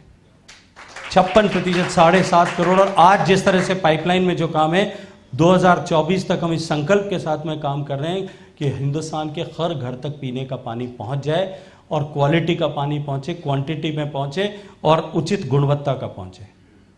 लेकिन पानी जब पहुंचने लग जाएगा, उसके बाद में जो चुनौतियां बढ़ी होंगी, उनके समाधान के लिए भी हम साथ में काम कर रहे हैं। कि पानी पहुंचेगा, घर में खूब सारा पानी आने लगेगा तो हम खूब सारा बहाएंगे, नाली में से जाएगा। क्योंकि एक थंब रूल है, जितना पानी घर में आता है एवरेज अगर उसको करें तो उसका 75% पानी वापस एक्सक्रिएट होता है, घर से वापस निकलता है। आपके स्नान घर से, आपकी किचन से, आपके वॉशिंग एरिया से 75% पानी बाहर निकलता है। वो बहुत ज्यादा कंटेमिनेटेड नहीं होता, उसका बीओडी लेवल भी बहुत ज्यादा नहीं होता। बहुत छोटे उपचार से उसको उपयोग योग्य लिया जा सकता है। पीने का पानी नहीं होगा, लेकिन खेती के काम में लिया जा सकता है, उसको इंडस्ट्री के लिए काम में लिया जा सकता है, उसको ग्राउंड वाटर रिचार्ज के लिए काम में लिया जा सकता है। लेकिन अगर उसको खुला छोड़ दिया तो वो बहुत सारी चुनौतियां पैदा करेगा। उसका बीओडी लेवल भी बढ़ेगा, उससे मच्छर भी बढ़ेंगे, उससे गंदगी भी बढ़ेगी। और तालाब जो हमारे जीवन का आधार थे, नेचुरल ग्रेडियंट हमेशा गांव का तालाब की तरफ होता है। अनुपम जी ने लिखा है, आप जिसमें से, आप सब में से जरूर जो है ओमेंद्र जी ने पढ़ी होगी, आज भी खरे हैं तालाब, कि गांव का जो है वो पानी सारा एक ही तरफ जाता है। वो पानी जो है वो कंटेमिनेटेड हो जाएगा। उसको बचाने के लिए भी माननीय प्रधानमंत्री जी ने पहले दिन से कल्पना की कि उसके ऊपर भी साथ साथ में एक्टिविटी शुरू करना चाहिए। और मैं आज प्रसन्नता के साथ में कहता हूं कि देश के 6 लाख गांव, 2.5 लाख पंचायतें हैं, उसमें 6 लाख गांव है। 6 लाख गांव में से 1.5 लाख गांव में इस तरह की एक्टिविटीज शुरू हो गई हैं या उनके ऊपर काम चल रहा है। इसलिए हर घर तक पानी पहुंचे, इस लक्ष्य के साथ में हम काम कर रहे हैं।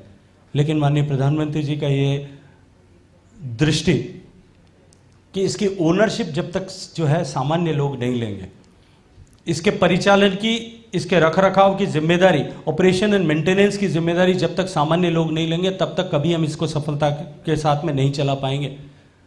तो हमने हर गांव में पानी समिति बनाने की व्यवस्था की, village water and sanitation committee. उसमें यह तय किया कि 50% भागीदारी महिलाओं की होनी चाहिए। क्योंकि महिलाओं की भागीदारी इसलिए जरूरी है कि जिस व्यवस्था को महिलाएं, अगर, अनुभव से कह रहा हूं, मेरी पत्नी नहीं है यहाँ पे तो भी मैं जो है बिना डर के कह रहा हूं कि जिस विषय को महिलाएं अगर ओन कर लें, वो ज़्यादा ठीक से, बेहतर तरीके से प्रबंधन होता है। सारे पुरुष मुझे माफ़ करेंगे इसके लिए।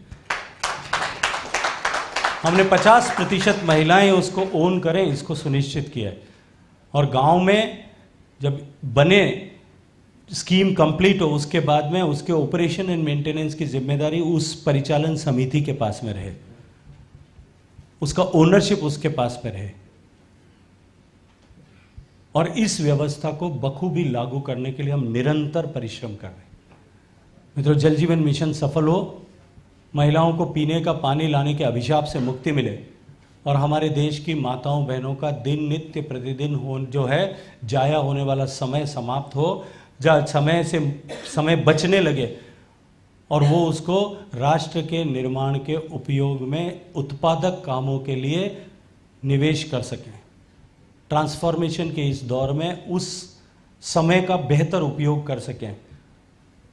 इसके निमित्त ये जल जीवन मिशन जो है वो देश के ट्रांसफॉर्मेशन में एक बहुत बड़ी भूमिका निभाएगा।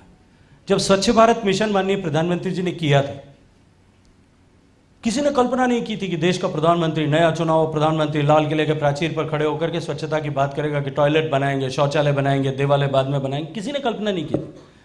किसी ने कल्पना नहीं की थी कि देश का प्रधानमंत्री हाथ में झाड़ू लेकर चौराहे पे झाड़ू लगाता हुआ मिलेगा। किसी ने, हम में से भी किसी ने कल्पना नहीं की होगी कि भारत का नया चुनाव हुआ प्रधानमंत्री, जिससे बहुत बड़ी बड़ी बातें करने की अपेक्षा थी, बहुत बड़े बड़े काम करने की अपेक्षा थी, वो हाथ में तगारी लेकर के, सीमेंट मसाला लेकर के ईंटें रखता हुआ दिखेगा। किसी ने कल्पना नहीं की होगी कि देश का प्रधानमंत्री उस सोकपिट को खाली करते हुए, जिसमें जो है गटर, जिसको हम सामान्य बोलचाल की भाषा में काम कहते हैं, उसको खाली करता हुआ दिखेगा। और शायद हम में से किसी ने भी कल्पना नहीं की होगी, सपने में भी नहीं सोचा होगा कि देश का प्रधानमंत्री कुंभ के मेले में स्वच्छता कर्मियों के पांव जमीन पर बैठ के धोता हुआ दिखाई देगा। क्योंकि स्वच्छता का सम्मान बढ़ाना था, स्वच्छता कर्मियों का सम्मान बढ़ाना।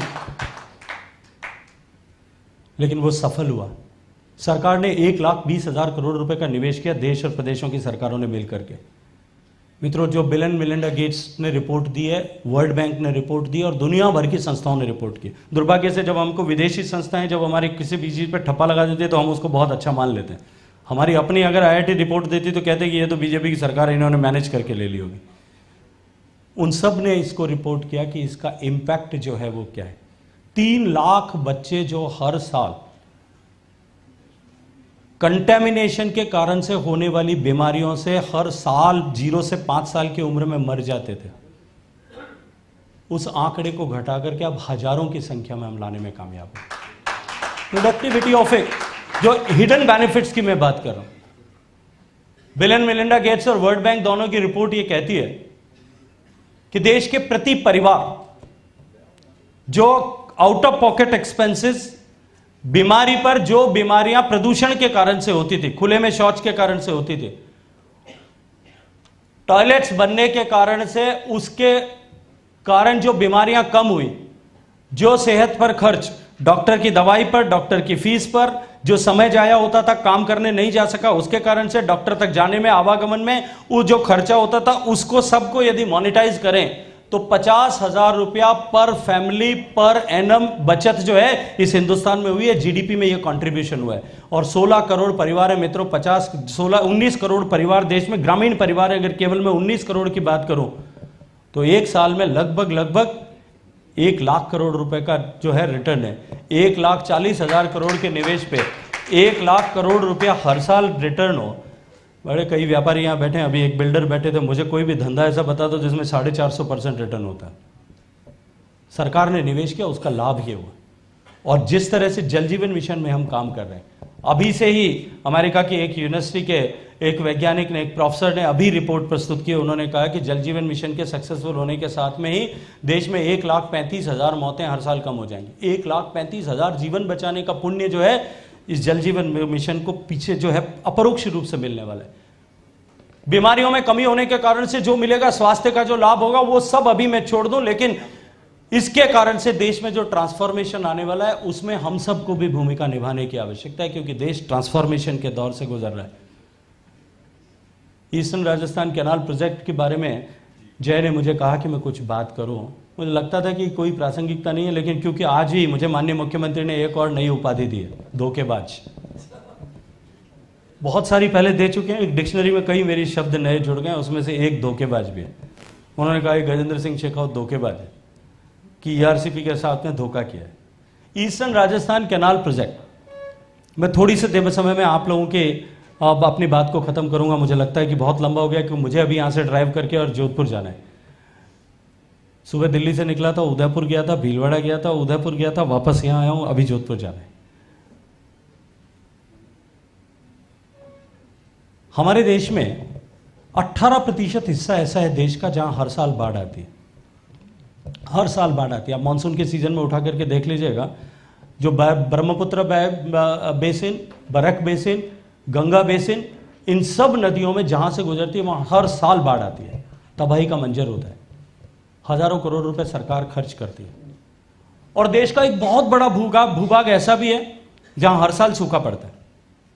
माननीय अटल जी ने इस बात की कल्पना की कि हम सरप्लस बेसिन से डेफिसिट बेसिन पर पानी ट्रांसफर करें। ऐसी नदियां, ऐसा क्षेत्र जहां ज्यादा पानी है वहां से कम पानी तक लेकर के हम वाटर ग्रिड बनाएं।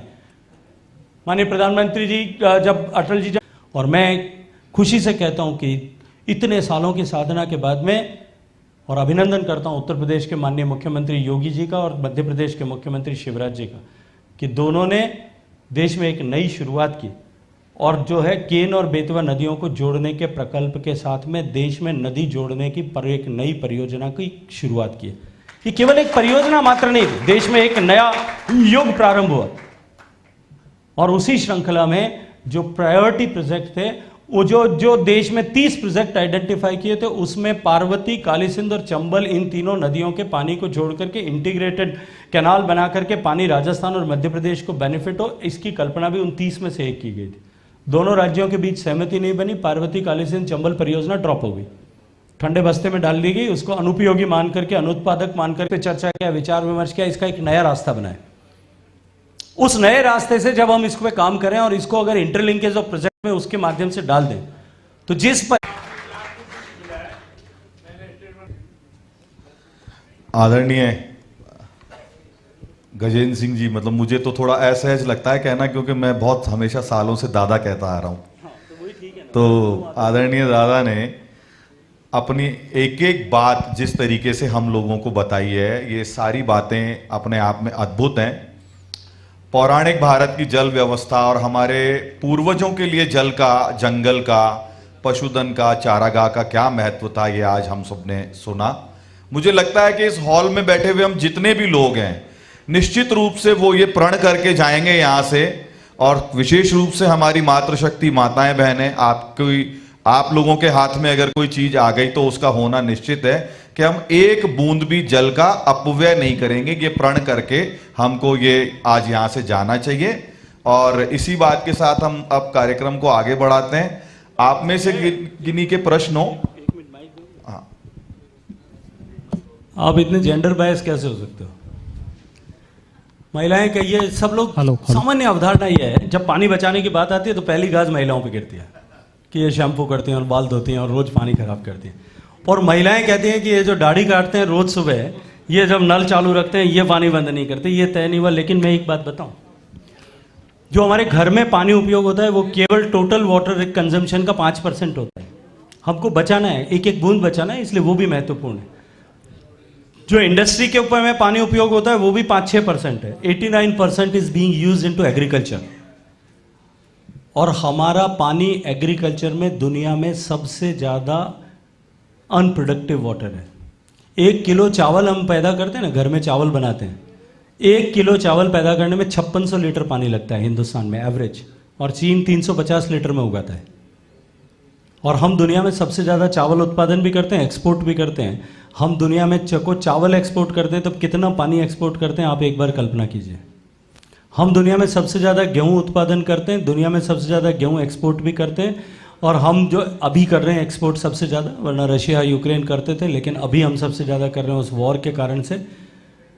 हम कितना पानी एक्सपोर्ट करते हैं? हम दुनिया में सबसे ज़्यादा कॉटन उगाते हैं, cotton is again water guzzling crop. हम दुनिया में सबसे ज़्यादा शुगर उगाते हैं, शुगर केन से शुगर उगाते हैं, इतनी उगाते हैं कि पहले पानी फ्री देते हैं, फिर शुगर केन पे ऊपर फर्टिलाइज़र जो है सब्सिडाइज कॉस्ट पे देते हैं, फिर शुगर केन खरीदने में FRP फेयर प्राइस देते हैं, फेयर FRP देते हैं।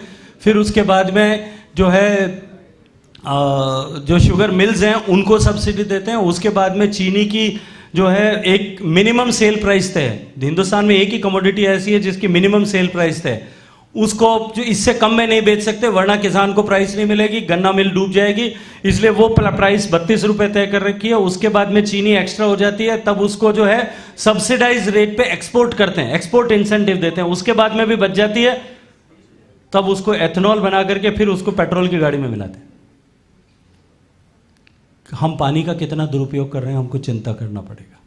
हमको खेती के पानी को कैसे प्रोडक्टिव कर सकते हैं इसके ऊपर भी हम सबको काम करना पड़ेगा। सब टेक्नोलॉजीज हिंदुस्तान में, एवरीथिंग वी हैव, बस जो dissemination of technology, because it is a state subject and that has not been taken seriously in our country, that is why this entire challenge is there. हम groundnut उगाते हैं, export करते हैं, सरकार खरीदती है वरना प्राइस नहीं मिलती। 1 किलो ग्राउंड नट उगाने में जितना पानी खर्च होता है उतने पानी में 5 किलो सरसों उगाई जा सकती है। इसलिए हमको इन सब पर भी विचार करना पड़ेगा, काम करना पड़ेगा। जी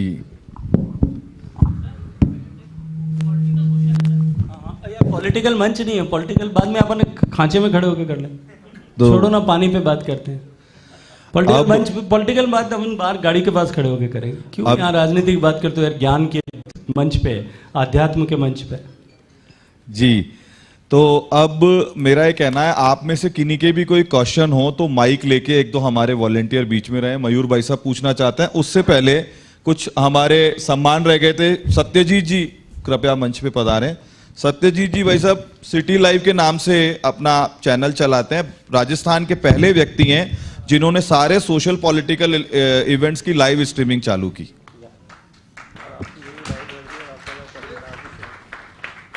श्री टाक जी, तरुण कुमार जी टाक, IT वॉइस करके एक अपना मैगजीन चलाते हैं। तरुण जी आप।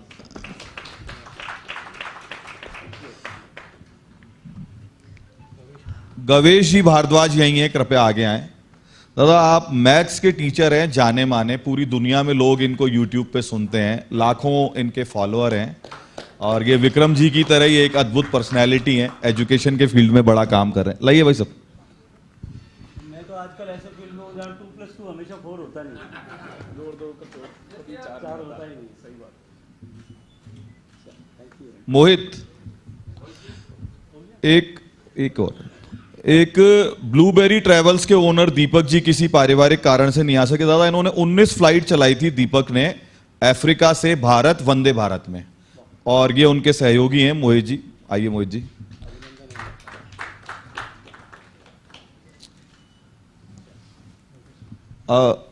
भाई साहब धर्मेंद्र जी, क्या प्रश्न पूछ रहे थे आप यार? ना 1 सेकंड का काम है बस। कला साधक रंजन गौतम कला सम्मान ज्ञानम की ओर से वरिष्ठ चित्रकार श्री धर्मेंद्र राठौड़ जी को। सब लोग इस कलाकार के लिए बहुत जोरदार तालियां बजाइए। धर्मेंद्र जी की कला की अगर आप लोगों को जानकारी होती, मुझे पता था कि आप जितनी ताली बजाते उसमें ये पर्दे हिलने लग जाते।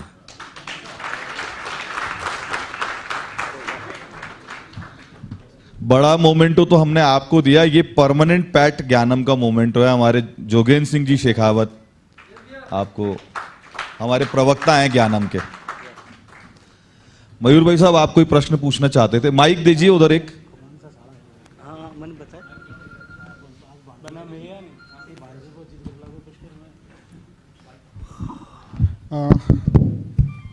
नमस्कार, मैं डॉक्टर मयूर जोशी हूँ, गांधीनगर गुजरात से आया हूँ।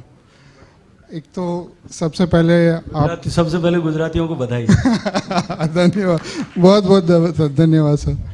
तो एक तो आपकी हर घर जल योजना में हम भी काम कर रहे हैं, तो मैं कहना चाहता हूँ कि वो सबसे अच्छी योजना है।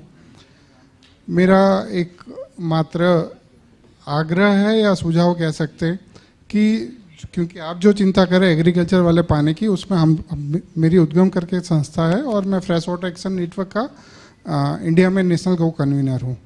तो हम लोग एग्रीकल्चर में यूथ को इसी तरह अवेयर कर रहे हैं कि वो मैक्सिमम जो पानी का कंज्यूमेशन है वो कम हो। तो मैं, क्योंकि डिजिटल मीडिया हर जगह पहुँचा हुआ है, तो क्या भारत सरकार ये सोच रही है कि एग्रीकल्चर में पानी का उपयोग कम करने के लिए हम लोगों को डिजिटल के माध्यम से टेक्नोलॉजी ट्रांसफ़र करें या टेक्नोलॉजी ट्रेनिंग वगैरह दे, उस तरह का कुछ भारत सरकार का ये है। और दूसरा ये था कि उसमें सोशल मीडिया का कितना, सोशल इन्फ्लुएंसर्स है जो सोशल मीडिया के, उसका कितना उपयोग हो पा रहा है। देखिए निश्चित रूप से उपयोग होगा, लेकिन मैंने अपनी बातचीत के समय में भी कहा कि agriculture again is a state subject and water is also a state subject. So government of India directly can not intervene into and do it, but फिर भी भारत सरकार हैंड होल्डिंग करती है, टेक्नोलॉजी में भी करती है और फाइनेंशियली भी करती है, उनके एफर्ट्स को सप्लीमेंट करती है। एक दूरदृष्टि लेकर के भारत सरकार स्मार्ट इरिगेशन सिस्टम्स पे सब्सिडी किसानों को देती है। थाउजेंड्स मिलियन हेक्टेयर जो है हमने इस पे ट्रांसफ़र किया है पिछले 8 साल में, लेकिन उसकी गति को और बढ़ाने की आवश्यकता है। इसके अलावा हमने एग्रीकल्चर के में जो कैनाल इरिगेशन सिस्टम है उसको मॉडर्नाइज और ऑटोमाइज करने के लिए भी स्काडा सिस्टम्स देश में इंट्रोड्यूस करना शुरू किया है। इवोपरेशन लॉसेस जो होते हैं उनको कम करने के लिए pressurise pipe based irrigation system Gujarat ने भी प्रारंभ कर दिया, मध्य प्रदेश ने भी काम किया, कर्नाटक भी काम कर रहा है, महाराष्ट्र में भी उस पर काम हो रहा है। जब देवेंद्र फडणवीस जी की सरकार थी, पिछली सरकार, तब उन्होंने ये तय कर दिया था कि महाराष्ट्र में गन्ना, क्योंकि महाराष्ट्र में मेजॉरिटी क्रॉप जो है गन्ना और कपास है, 85% of the water which is being used into agriculture or for irrigation in Maharashtra state, that is being used for कपास एंड गन्ना। उन्होंने ये तय कर दिया था कि गन्ना और कपास दोनों बिना ड्रिप के नहीं किया जा सकता, लेकिन फिर बीच में कुछ शासन 3 साल का आया, उसमें गड़बड़ चला हुआ, एक बार फिर जीरो से वापस स्टार्ट कर रहे हैं। बहुत सारे एफर्ट्स हो रहे हैं, लेकिन इस पे निश्चित रूप से ये जानकारी कैसे लोगों को मिले। हमारी चुनौती इसलिए है कि हमारी 65% डिपेंडेबिलिटी अंडरग्राउंड वाटर पे है, जमीन से पानी निकालते हैं। जमीन का पानी जो है वो हमको दिखता नहीं है, इसलिए हम मान करके चलते हैं कि मिलता ही रहेगा, क्योंकि जो दिखता नहीं है उसको तो हम अथाह मान लेते हैं। भगवान दिखता नहीं है इसलिए हम उसको जो है अनंत तो हमने विभूषित कर दिया, लेकिन जो दिखता नहीं है वो वास्तव में अनंत है ऐसा नहीं है, और उसका परिणाम हम देख रहे हैं। इसलिए हमने उसके ऊपर भी डिमांड साइड मैनेजमेंट पर भी काम करना शुरू किया। हमने एक पायलट प्रोजेक्ट अभी वर्ल्ड बैंक असिस्टेंस से 6000 करोड़ रुपए का लिया, माननीय प्रधानमंत्री जी की प्रेरणा से हम उस पर काम कर रहे हैं। देश के 7 प्रदेशों के 79 ऐसे डिस्ट्रिक्ट्स जो वाटर स्केर्स डिस्ट्रिक्ट हैं, जहां जमीन का पानी कम हो गया है, उस पर हम जन सहभागिता से लोगों को साथ जोड़ करके हम पानी का मैनेजमेंट कैसे करें, डिमांड साइड मैनेजमेंट कैसे करें, कि हम कितना उपयोग करेंगे। हमने हमेशा सप्लाई पे काम किया, पानी कहाँ से मिलेगा इसकी चिंता की। इस नदी पे बांध बना लो, यहाँ नहीं मिलता है यहाँ बना लो, इससे इधर नहर बना के लेके आ जाओ, जमीन में पानी को 2 तालाब बना दो। हमने सप्लाई पे काम किया हमेशा। कब से कर रहे हैं? हजारों सालों से, जब से इतिहास में के पन्ने लिखे गए हैं तब से हर राजा ने कुछ न कुछ बनाया होगा। और देश का जो सबसे पुराना फंक्शनल रिजर्वायर है वो भी 2000 साल पुराना है, ग्रांड एनायकट 2000 साल से सर्विसेज दे रहा है। लेकिन अब समय आ गया कि हम डिमांड साइड पे मैनेज करें, उस पे भी हम साथ में काम कर रहे हैं। But still everybody will have to come together, सबको साथ आना पड़ेगा। टेक्नोलॉजी भी उसमें अपना रोल प्ले कर सकती है, सोशल मीडिया भी अपना रोल प्ले कर सकते हैं, इन्फ्लुएंसर्स भी अपना रोल प्ले कर सकते हैं, और जो फिजिकली इन्फ्लुएंस करते हैं ऐसे संत महात्मा ये भी कर सकते हैं कि भैया थोड़ा कम काम कर लेना शुरू करो, टेक्नोलॉजी को यूज़ करो, नई तकनीकी के साथ काम करो, डायरेक्ट सोइंग ऑफ राइस करो, अपने आप कम हो जाएगा। और अगर हम एग्रीकल्चर में 10% पानी बचा पाएंगे देश में, अपने क्रॉप पैटर्न्स को चेंज करके बचा पाएंगे, अगले 100 साल तक हिंदुस्तान में पानी की कमी नहीं होगी। केवल 10% बचाना है। दादा आप कोई और क्वेश्चन ले लेते हैं, कोई और कुछ पूछना चाहता है? वाटर ट्रीटी, मुझे पता था जितेश जी मुझे टेढ़ा मेढ़ा प्रश्न किए बिना नहीं छोड़ेंगे। भारत का बंटवारा हुआ, दुर्भाग्य था, और जिन लोगों ने बंटवारा स्वीकार किया तो वो अभी जोड़ने के लिए निकले हुए हैं।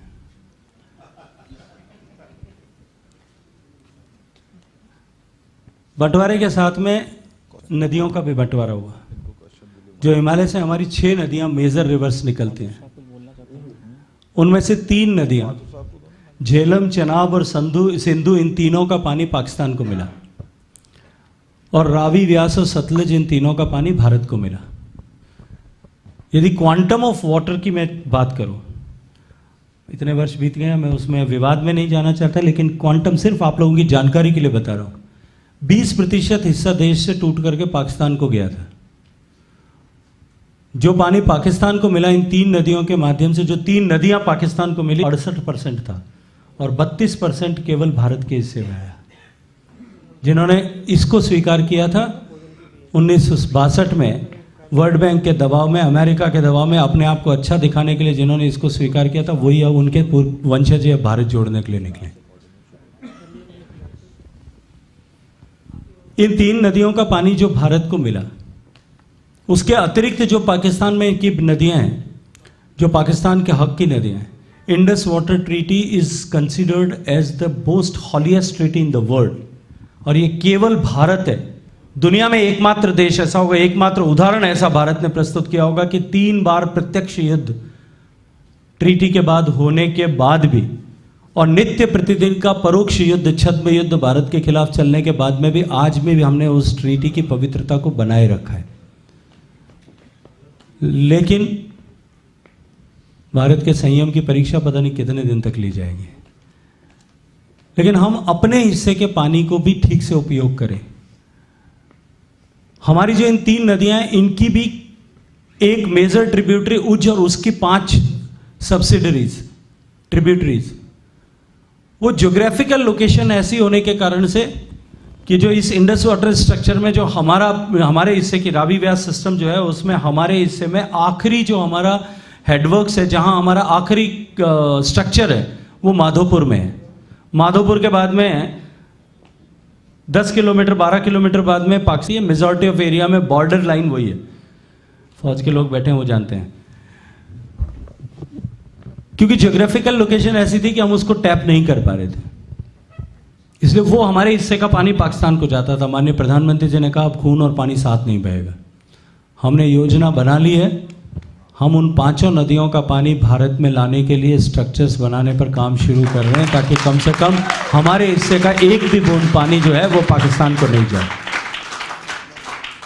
उन नदियों में भी जो हमारी जो हिस्सेदारी है वो सिर्फ इतनी है कि हम run of the river hydro electric. Modi ji का वादा है, नरेंद्र मोदी जी पर देश का विश्वास है। दादा, ये जो सद्गुण विकृति पे कई बार चर्चा होती है, पृथ्वीराज चौहान जी ने अगर शहाबुद्दीन गौरी, मोहम्मद गौरी को नहीं छोड़ा होता तो कुछ अलग ही होता। तो हमारे नेतृत्व की सद्गुण विकृति समाप्त हो रही है, इसलिए कभी एयर स्ट्राइक हो जाती है, कभी सर्जिकल स्ट्राइक हो जाती है, और अब आपके नेतृत्व में वाटर स्ट्राइक भी होने वाली है। ये बहुत ही ज्यादा खुशी की बात है, हम सबको इसके लिए भारत सरकार का अभिनंदन करना चाहिए। आदरणीय माथुर साहब कुछ पूछना चाहते हैं? नहीं, मैं जो प्रश्न पूछना चाह रहा था वो प्रश्न पार्शियली इन्होंने पूछ लिया है। पार्शियली इन्होंने पूछ लिया है, हाँ वही मैं कह रहा था, लेकिन ये मेरे को तो पार्शियली वो क्वेश्चन आपको पूछा जा चुका है। मैं सिर्फ 2 चीजें आपको बताना चाहता हूं, और जहां जितने लोग बैठे हैं उनको बताना चाहता हूं कि मेरे करियर में मैंने कश्मीर और पंजाब में काफी नौकरी करी है, और एक असहज प्रश्न मेरे सामने कई बार वहां के कॉमन लोगों से आया है। कश्मीर के कॉमन नागरिकों ने मेरे से पूछा है कि आप हमारे ऊपर अपना बताते हो कि आप हमारे हिस्सा हो और हमारा सारा पानी आपने पाकिस्तान को दे दिया। क्या सरकार इस परसेप्शन को बदलने के लिए कुछ कर सकती है? ये मेरा प्रश्न। मुझे लगता है मैंने जो उत्तर दिया था वो आपके इस प्रश्न के लिए पर्याप्त था, लेकिन मैं फिर भी कह रहा हूं कि एक्शन करने से पहले परसेप्शन बदलने के लिए हमें कुछ शायद। मुझे लगता है कि अब समय ऐसा आ गया है कि एक्शन से परसेप्शन बदलते हैं। आप मेरा जो माथुर साहब, मैं 1 मिनट अपनी बात समाप्त कर दूं, उसके बाद में कि परसेप्शन ये बना हुआ था कि देश में 370 और 35 से कभी नहीं हटेगी, लेकिन एक्शन से परसेप्शन बदल गया और हमेशा हमेशा के लिए बदल गया। आप चिंता मत करिए, देश में कभी कोई नहीं मानता था कि 370 हट जाएगी और राम मंदिर बन जाएगा। 450 साल से संघर्ष चल रहा था, एक्शन के साथ में सब बदल गया। चिंता मत करिए, कभी न कभी ऐसा एक्शन भी होगा कि जो गलतियां 70 साल पहले किसी ने की थी, जो अभी भारत जोड़ रहे हैं उनके बाबा ने की होगी, उस गलती को भी शायद कभी सुधारने का मौका आ जाएगा। लेकिन देश ने 70 साल नरेंद्र मोदी जी का इंतजार किया, 5-7 साल और करिए, शायद वो जो गलतियां, जैसे 370 की गलती सुधरी है, वैसे एक आध गलती और साइड में पड़ी है, वो भी सुधर जाएगी और आपका प्रश्न समाप्त हो जाएगा। मेरे को लगता है अब सारे प्रश्न पूरे हो गए हैं और आज का कार्यक्रम भी, से ज्यादा लोग भी थकेंगे यार, ये छोड़ेगा नहीं आदमी। आज का कार्यक्रम भी समाप्ति की ओर है, ये वाला सत्र। इसके बाद में हम एक सत्र और करेंगे। Oh my God. और आपको तो मतलब आपके लिए तो ये चलिए। हाँ, अब दादा कुछ लोग हमारे जैसे गौपुत्र हमारे नवल जी भाई साहब और रामगढ़ से बहुत सारे लोग आए हुए हैं, इनका भी एक प्रश्न है वो और मैं पूछ लेता हूं। हमारे वहां पे मेवात के कई इलाकों में क्या हो रहा है कि आपके पैसे आए हुए हैं जल जीवन मिशन के, लेकिन जो वोट बैंक है उनका केवल, जैसे सफिया खान जी ऐसी पंचायतों में ही काम करा रही हैं जहां पे मेव बाहुल्य है, बाकी जगह के टेंडर नहीं होने दिए जा रहे, वहां पे वर्क ऑर्डर जारी नहीं हो रहे, गांव-गांव में बहन बेटियां परेशान हैं। जन आक्रोश यात्रा में जब हम खर्च कर पाए, और राजस्थान में ग्रोथ भी अभी तक केवल 20% हुई है। 12% पे जब राजस्थान में काम शुरू हुआ था तब थे, अभी बमुश्किल 32% पर भी नहीं पहुंचे, उससे भी नीचे हैं। अगर परफॉर्मेंस के हिसाब से देखूं कि जितना काम किया है तो देश में 32 प्रदेशों में जहां काम चल रहा है, प्रदेश और केंद्र शासित प्रदेशों में गोवा 100% सर्टिफाइड हो गया है, तेलंगाना 100% हो गया, हरियाणा 100% हो गया है, अंडमान निकोबार 100% हो गया है, पुडुचेरी 100% हो गया है, गुजरात 96% तक हो गए, राजस्थान अभी 20%, अभी 28-29% पे है। उन 32 प्रदेशों में परफॉर्मेंस की दृष्टि से राजस्थान नीचे दूसरे नंबर पर है। इसलिए राजस्थान में आपका प्रश्न केवल अलवर तक नहीं है, राजस्थान प्रदेश में सब जगह चले जाएंगे, सभी जगह है। लेकिन इसकी भी चिंता हमने पहले कर ली थी, क्योंकि सफिया खान जैसे लोग ऐसा काम कर सकते थे, ये हमें पता था। इसलिए माननीय प्रधानमंत्री जी ने कल उसके लिए उसको भी एक अनदर डायमेंशन दिया। जो गांव में पानी समिति बनाई है, किसी भी गांव में सरकार या विधायक ये कह देगा, या विधायक के दबाव में इंजीनियर लिख करके दे देगा, क्योंकि जब हम हर घर में इलेक्ट्रिसिटी कर रहे थे तब मेरे लोकसभा क्षेत्र में, बाड़मेर में, बीकानेर में बहुत सारे गांव ऐसे हैं, बहुत सारे घर ऐसे हैं जो बच गए। जब लोगों ने इस बात की कंप्लेन की, हमने जाकर के ढूंढा, भारत सरकार में बताया, भारत सरकार ने कहा राजस्थान की सरकार लिख करके दे चुकी है 2018 के अंत में, 19 के प्रारंभ में, कि अब प्रदेश में एक भी घर बाकी नहीं रहा। हमने हजारों आंकड़े ला करके दे दिए कि इतने घर बाकी हैं। फिर वापस योजना प्रारंभ की, फिर भी ये नहीं कर पाए। इससे सीखा और हमने ये तय किया कि सरकार केवल ये कह दे, या इंजीनियर ये कह दे, या जिलाधिकारी ये कह दे, हम नहीं मानेंगे। जब हम शौचालय बना रहे थे तब भी गांव को सर्टिफाई करना था, गांव के ऊपर जो है सरकार को, कलेक्टर को सर्टिफाई करना था, उस सर्टिफिकेट को हमने माना था। 10 करोड़ शौचालय बनाने के बाद में, देश को खुले में शौच से मुक्त करने के बाद में जब सर्वे कराया तो पता लगा कि अभी बहुत बड़ा गैप बाकी है। उसके बाद में 1 करोड़ और बना दिया, उसके बाद में भी पता लगा कि अभी भी गैप बाकी है। उसके बाद में जो है 1 करोड़, लगभग 1 करोड़ और बना दिए, तो भी अभी थोड़ा बहुत गैप बाकी है। तो हमने इससे भी सीखा और हमने ये तय किया कि जो गांव में village water and sanitation committee है, उस कमेटी की बैठक होनी चाहिए। उस कमेटी की, उस साधारण सभा की बैठक में गांव की पॉपुलेशन का 1/3 कम से कम उपस्थित होना चाहिए। उस उपस्थिति की वीडियोग्राफी होनी चाहिए। उस वीडियोग्राफी में गांव की पानी समिति के अध्यक्ष या अध्यक्षा जो भी हैं, वो सरपंच और एक सरकार का अधिकारी, ग्राम सेवक या उससे ऊपर का कोई भी अधिकारी, वो तीनों सर्टिफाई करेंगे विद वीडियो रिकॉर्डिंग कि इस गांव में अब एक भी घर बाकी नहीं रह गया। क्योंकि मैं जानता था कि ऐसा गरीब, ऐसा पिछड़ा हुआ जाति का व्यक्ति, कोई अनुसूचित जाति जनजाति का व्यक्ति जो गांव में किसी दूसरे कोने में रहने को अभिशप्त जरूर पीछे छोड़ दिया जाएगा। इसलिए हमने ये विधान किया कि उन सब की उपस्थिति में लिखा जाएगा, तब जाकर के हम मानेंगे कि ये सर्टिफाइड विलेज है। और सर्टिफिकेशन की अगर मैं बात करूं तो पुअरेस्ट परफॉर्मर स्टेट मेरा राजस्थान है। मारवाड़ी में एक कहावत होती है, आप में से कितने लोग मारवाड़ी जानते हैं कि मोरियो पगा हम देखें जन रोया करे। तो मैं भी बहुत बड़ी बड़ी बातें करता हूँ, बहुत बड़े बड़े आंकड़े भी गिनाता हूँ, पर जब राजस्थान की तरफ देखता हूँ ना, अपने पाँव की तरफ, तो मुझे भी रोना आता है। लेकिन चिंता मत करो जय भाई, जिस तरह की परिस्थितियाँ हैं, जन आक्रोश में आपने उसको अनुभव किया होगा कि जिस तरह की परिस्थितियाँ हैं, अब 4-6 महीने के बाद में वो परिस्थितियाँ वैसे ही बदल जाएंगी, तो फिर आगे जो होगा वो हम देखेंगे। जी जी, आपका बहुत बहुत आभार हमारी पूरी टीम की ओर से। आपने इतना समय दिया, इतने प्रेम से सबको कहा। और अब मेरा ये आग्रह है कि हमारे में से बहुत सारे लोगों की फोटो खिंचाने की इच्छा होगी, तो दादा 5 मिनट तो देने पड़ेंगे। महेंद्र जी के गांव से 5-7 लोग आए हुए हैं, फिर ये सुबह से वेट कर रहे हैं। आओ महेंद्र जी, जल्दी आओ, आप टाइम मत लगाओ। हाँ हाँ सर, मैं मिलवा ही दूंगा, आप चिंता मत करो। जल्दी आओ भाई साहब, टाइम मत लगाओ।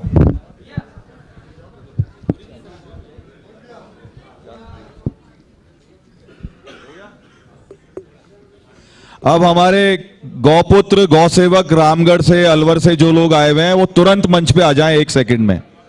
आओ रजनी जी भाई साहब, जल्दी चढ़ो, देर मत करो, जल्दी आओ भाई। गौरव जल्दी आओ, हनी, नवल जी।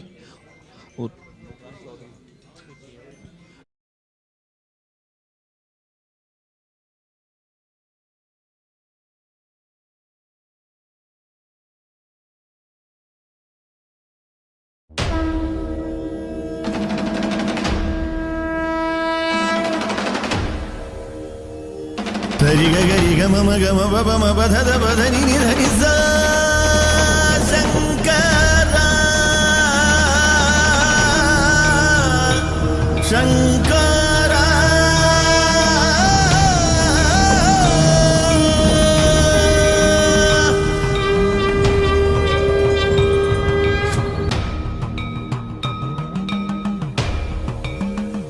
धर्म, अध्यात्म, देश और समाज के ज्वलंत पहलुओं को छूने वाला अद्भुत कार्यक्रम